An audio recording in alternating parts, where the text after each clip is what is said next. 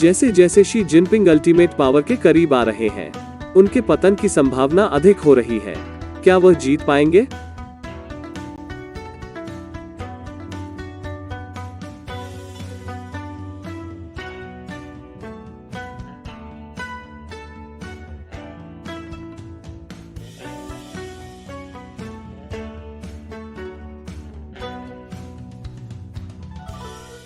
आपका स्वागत है। मैं क्रिस चैपल हूँ। शुश, यह सभी के पसंदीदा communist soap opera general hostility का समय है। Previously on General Hostility. China is in lockdown. The only thing more impossible to reach than zero COVID is zero power struggle. Chinese leader Xi Jinping must win the ultimate life or death fight against his enemies. But just as victory is within his grasp, Xi suddenly faces an even deadlier foe. A brain aneurysm. यह बुरा लेखन नहीं है, यह एक वास्तविक अफवाह है जो फैल रही है। यह शीर्ष पर है कोविड लॉकडाउन द्वारा छिड़ गई तख्तापलट की अफवाहें। हाँ, जैसा कि हम सामान्य शत्रुता के इस सीजन के अंत के करीब हैं, सभी सोप ओपेरा हिट खेले जा रहे हैं। मैं शी के दुष्ट जुड़वां के प्रकट होने का इंतजार नहीं कर सकता। कौन वास्तव में शी का कट्टर दुश्मन जियांग जैमिन निकला? शैतान के पास कौन है? सोप ओपेरा की कहानी का दीवाना है। मुझे यह पसंद है। मैं वास्तव में जो उम्मीद कर रहा हूं वो यह है कि चीन में पिछले 70 साल सभी के लिए एक बुरा सपना बन गए हैं। वैसे भी अगले 6 महीनों में शी चीनी कम्युनिस्ट पार्टी के प्रमुख के रूप में तीसरे कार्यकाल के लिए नाटक करेंगे। लेकिन पूर्व चीनी नेता जियांग जैमिन से बंधा एक प्रतिद्वंद्वी राजनीतिक गुट इसे रोकने की कोशिश कर रहा है। वो गुट शी जिनपिंग को बदनाम करने के लिए अफवाहों का इस्तेमाल कर रहा है, जिन्हें अक्सर पश्चिमी मीडिया द्वारा आसानी से फैलाया जाता है। अप्रैल के मध्य में पोलित ब्यूरो की 29 अप्रैल की बैठक से पहले अफवाहें वास्तव में फैल गईं, जहां पार्टी के शीर्ष नेतृत्व ने आंतरिक स्थिरता बढ़ाने की बात की। यहाँ कुछ बड़ी अफवाहें हैं जो चीनी भाषी हलकों में फैल रही थीं। अफवाह यह है कि नेशनल पीपुल्स कांग्रेस या एनपीसी के सदस्यों ने स्थायी समिति के अध्यक्ष ली झांशू को पत्र लिखकर दस्यू जिनपिंग को हटाने के लिए कहा, जो अगर सच होता तो उसकी भावनाओं को ठेस पहुंचता। मैं डाकू नहीं हूं। मैं एक तानाशाह, झूठा, हत्यारा और डाकू हो सकता हूं, लेकिन मैं एक जुगलो नहीं हूं। रुको, हम किस बारे में बात कर रहे थे? यह मस्तिष्क धमनी विस्फार मुझे गड़बड़ कर रहा है। अफवाह 2 यह है कि शी शंघाई पार्टी के सचिव ली कियांग और शंघाई के मेयर गोंग झेंग की जगह लेंगे। दोनों ही उनके सहयोगी हैं। यह वास्तव में सबसे प्रशंसनीय अफवाह है, क्योंकि शंघाई के अधिकारियों ने कोविड लॉकडाउन को खराब कर दिया था और शी जिनपिंग पर अपने सहयोगियों को हटाने के लिए दबाव डाला जा सकता था। लेकिन इसका मतलब यह नहीं है कि वो जा रहा है। और शायद सबसे अजीब अफवाह यह है कि शी पहले ही घोषणा कर चुके हैं कि वो सत्ता छोड़ देंगे और सेवानिवृत्त हो जाएंगे। वे चारों ओर चल रही कई अफवाहों में से कुछ थे। अब इनमें से कुछ स्पष्ट रूप से झूठे निकले। शंघाई पार्टी के सचिव और मेयर को बदला नहीं गया है और शी ने सत्ता छोड़ दी। आ जाओ, यह नहीं होने वाला है। लेकिन मुख्य बिंदु लोगों से यह पूछना था कि क्या शी सत्ता पर अपनी पकड़ खो रहे हैं? और वो एक संदेश था, गुमनाम चीनी स्रोत पश्चिमी मीडिया में लीक होने लगा। इस ब्रेक के बाद और अधिक वापसी पर स्वागत है। उम्मीद है कि एक विज्ञापन से, संभवतः यूट्यूब विमुद्रीकरण द्वारा छोड़े गए एक काले शून्य से। इसलिए चीनी नेता शी जिनपिंग के प्रतिद्वंद्वी अफवाहें फैलाने की कोशिश कर रहे हैं कि वो सत्ता पर अपनी पकड़ खो रहे हैं। और यह एक संदेश है जिसे कुछ पश्चिमी मीडिया कूदने के लिए बहुत खुश थे। चीनी अधिकारियों ने कोविड लॉकडाउन की एक लहर को इतनी सख्ती से लागू किया है, वे ऑस्ट्रेलिया के लॉकडाउन को फ्लोरिडा लॉकडाउन की तरह बनाते हैं। ऐसा इसलिए है क्योंकि चीन की जीरो कोविड नीति है और वह नीति खुद शी जिनपिंग की है। अब चीन के अंदर उस पर तरह तरह की राय है, लेकिन पश्चिमी मीडिया में यह संदेश दिया जा रहा है कि यह सत्ता पर शी की पकड़ के लिए खतरा है। यहाँ फाइनेंशियल टाइम्स का एक हालिया लेख है, शंघाई लॉकडाउन चीन की कम्युनिस्ट पार्टी में शी जिनपिंग की वफादारी का परीक्षण करता है। इसमें कहा गया है, शंघाई में और पार्टी के अंदर अधिक से अधिक आवाजें उठ रही हैं, विशेष रूप से वाइस प्रीमियर हान झेंग से आ रही हैं, शी को शंघाई पार्टी सचिव ली को पद छोड़ने के लिए मजबूर करने के लिए कह रही हैं। अब यह शायद सच है। जैसा कि मैंने पहले कहा, शंघाई के पार्टी सचिव ली कियांग शी जिनपिंग के सहयोगी हैं। इस बीच वाइस प्रीमियर हान झेंग जियांग जैमिन गुट का हिस्सा हैं। हान और ली प्रीमियर की स्थिति के लिए प्रतिद्वंद्वी हैं, जो चीन में दूसरा सबसे शक्तिशाली स्थान है। यह एक तरह से टीवी शो उत्तराधिकार की तरह है, अगर उत्तराधिकार लिखने वाले लोग यूफोरिया के कलाकारों द्वारा किए गए सभी दवाओं पर थे। यदि ली कियांग को हटा दिया जाता है तो हान झेंग के आगामी पार्टी कांग्रेस में प्रीमियर का पद हासिल करने की संभावना है। लेकिन मौजूदा प्रधानमंत्री ली केकियांग की बात करें तो उनके और शी के बीच लंबे समय से अलगाव की अफवाहें हैं। हमने 2020 में उस पर एक पूरा एपिसोड किया था, इसे पृष्ठभूमि के लिए देखें। वॉल स्ट्रीट जर्नल इसके लिए गिरने वाला नवीनतम है और यह गुमनाम स्रोतों से भरा है जो निश्चित रूप से बहुत सारे परिचित संदेशों को आगे बढ़ा रहे हैं। उस तरह ली केकियांग चीन के सत्तावादी नेता को कुछ उपायों को वापस लेने में मदद कर रहा है, जिसने देश को पश्चिमी शैली के पूंजीवाद से दूर कर दिया और सरकारी अधिकारियों के अनुसार चीन की आर्थिक मंदी में योगदान दिया। हाँ, याद है जब चीन ने जियांग के तहत पूरी तरह से पश्चिमी शैली के पूंजीवाद का अभ्यास किया था। गुमनाम स्रोतों पर कभी भरोसा न करें। अनाम सूत्रों का कहना है, मैं बिना दाढ़ी के बेहतर दिखता हूँ। लेटा होना और शी के खिलाफ ली केकियांग की लड़ाई को कुछ कम्युनिस्ट पार्टी के अधिकारियों द्वारा समर्थित माना जाता है, जो चिंता करते हैं कि श्री शी ने आर्थिक विकास सुनिश्चित करने के लिए व्यवहारिक उपायों को प्राथमिकता देने के बजाय मात्से-तुंग की समाजवादी दृष्टि में निहित विचारधारा का पालन करने पर बहुत अधिक ध्यान केंद्रित किया है, निर्णय लेने के करीबी लोगों के अनुसार। हाँ, शी पूरी तरह से मात्से-तुंग की तरह हैं। जियांग जैमिन के विपरीत, जिन्होंने अपना निजी गेस्टापो बनाया और एक विशाल सुरक्षा तंत्र बनाया जो केवल उसे और उसके साथियों को जवाब देता था। और अंत में वे दावा करते हैं कि पार्टी चर्चाओं से परिचित लोगों के अनुसार श्री शी की निरंकुश शैली से निराशा उबल रही है। हाँ, मुझे आश्चर्य है कि ये लोग कौन हैं। तो यहाँ संदेश यह है कि ली केकियांग और अन्य लोग शी की भव्यता के भ्रम और एक और मात्से-तुंग बनने के उनके प्रयासों के खिलाफ लड़ रहे हैं। हालांकि चीन की राजनीतिक जोखिम परामर्श कंपनी सिनोइनसाइडर के अनुसार फ्रेमिंग को हटा दें और जर्नल रिपोर्ट में कुछ भी सामान्य से बाहर कुछ भी इंगित नहीं करता है। मूल रूप से ली केकियांग प्रधानमंत्री के रूप में चीन की अर्थव्यवस्था के प्रभारी व्यक्ति आर्थिक नीतिगत निर्णय लेते रहे हैं। वे निर्णय पहले की आर्थिक नीति से एक बदलाव हैं, लेकिन इन परिवर्तनों को शी द्वारा समर्थित होना चाहिए, अन्यथा वे दिन के उजाले को नहीं देख पाते।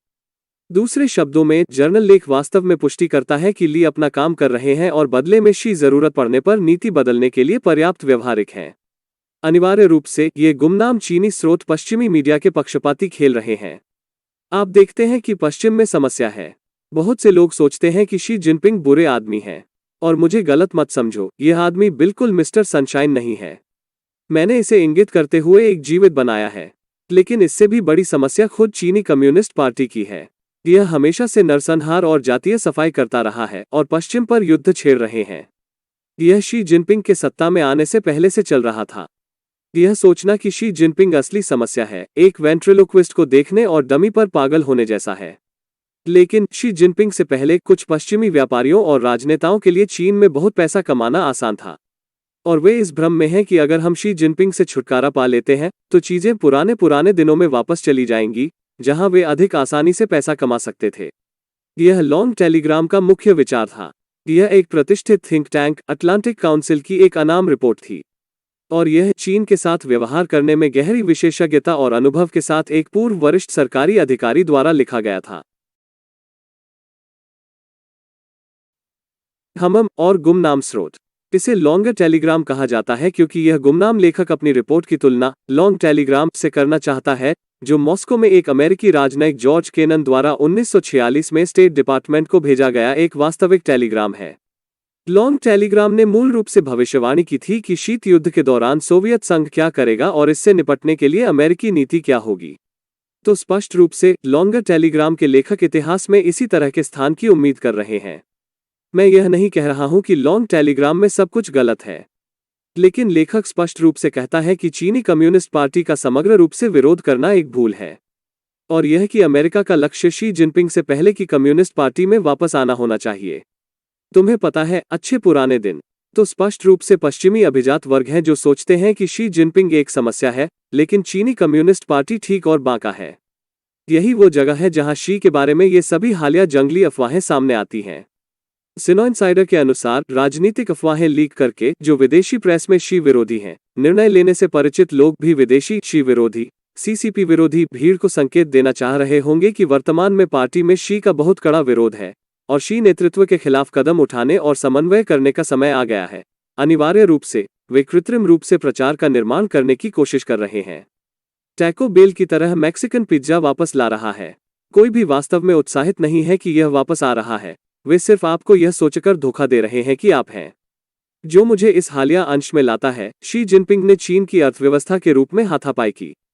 इसे ऑस्ट्रेलिया के पूर्व प्रधानमंत्री और एशिया सोसाइटी के अध्यक्ष केविन रुड ने लिखा था। रुड मंदारिन बोलते हैं और उन्होंने चीनी शासन के लिए एक बड़ा मोटा तुष्टीकरण करके ऑस्ट्रेलिया की चीन नीति को पूरी तरह से गड़बड़ कर दिया। बहुत से लोग सोचते हैं कि केविन रुड वो व्यक्ति था जिसने लॉन्गर टेलीग्राम लिखा था। और क्या? वॉल स्ट्रीट जर्नल के इस अंश में रुड का संदेश यह है कि अभी चीन की सभी समस्याओं का दशकों पुरानी भ्रष्ट कम्युनिस्ट व्यवस्था से कोई लेना देना नहीं है। नहीं, यह सब शी जिनपिंग की गलती है। आर्थिक समस्या श्री शी और राज्य के लिए उनकी धुरी के साथ टिकी हुई है। उन्होंने चीन की आर्थिक नीति को वैचारिक वामपंथ की ओर अच्छी तरह से स्थानांतरित कर दिया है। मिस्टर शी ने उस हंस का गला घोटना शुरू कर दिया है जिसने 35 साल से सोने का अंडा दिया है। यह शी की मार्क्सवादी लेनिनवादी विचारधारा की भी आलोचना करता है। रुड एक काल्पनिक देश में रह रहे हैं कि शी से पहले चीन कैसा था, लेकिन यह पूरी तरह से इन शी विरोधी विचारों का सार प्रस्तुत करता है, न कि सीसीपी विरोधी चीन के विशेषज्ञों के। वे लक्षण से लड़ रहे हैं, कारण से नहीं।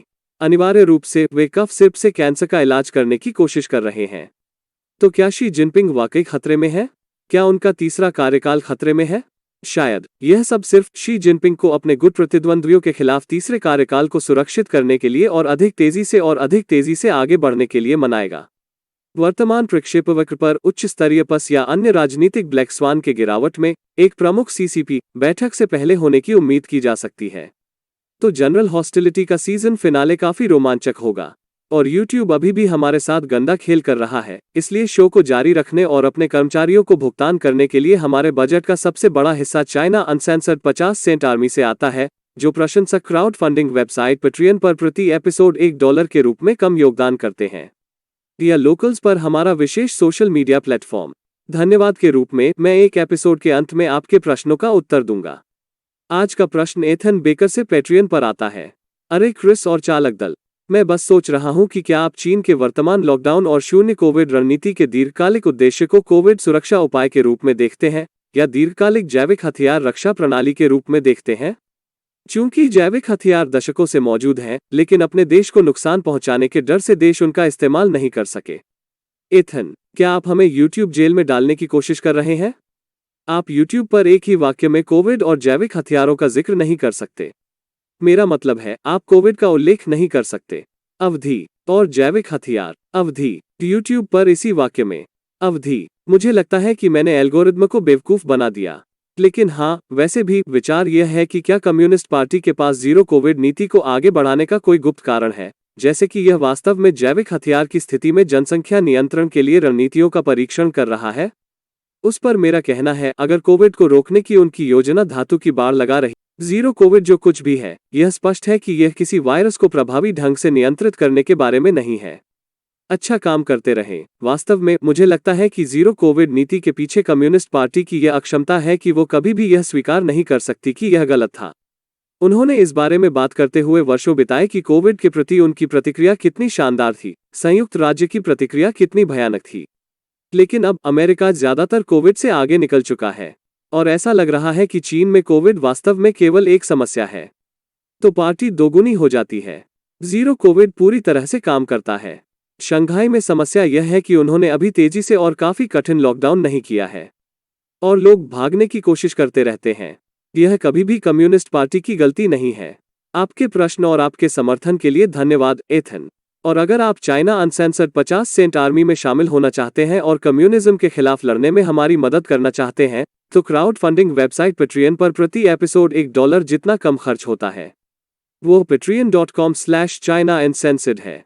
एक बार फिर मैं क्रिस चैपल हूँ। अगली बार मिलते हैं।